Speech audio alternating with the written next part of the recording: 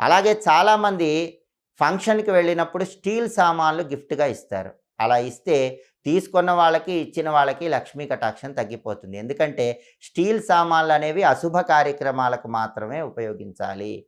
చాలామంది ఈ రోజుల్లో తెలియక శుభ కార్యక్రమాల్లో కూడా స్టీల్ సామాన్లు ఇస్తున్నారు. స్టీల్ సామాన్లు ఎట్టి పరిస్థితుల్లో ఇవ్వకూడదు. అలాగే దూది, పత్తి, ఒత్తులు, నూనె ఇవన్నీ కూడా డైరెక్ట్గా చేత్తో ఇవ్వకూడదు. ఇస్తే లక్ష్మీదేవి అలిగి ఇంట్లోంచి వెళ్ళిపోతుంది. కాబట్టి ఈ ముఖ్యమైనటువంటి నియమాలు పాటించండి.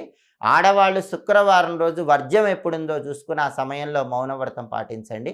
లక్ష్మీదేవి కటాక్షం పరిపూర్ణంగా కలుగుతుంది. అలాగే ఆడవాళ్ళు శుక్రవారం రాత్రిపూట దొడ్డుప్పు కాగితంలో ఉంచి పొట్లం కట్టి మర్నాడు శనివారం పొద్దున ఆ పొట్లం మొక్కల్లో వేయండి. విశేషంగా ఇంటి యజమానికి అదృష్టం కలిసి వస్తుందని పరిహార శాస్త్రంలో చెప్పడం జరిగింది.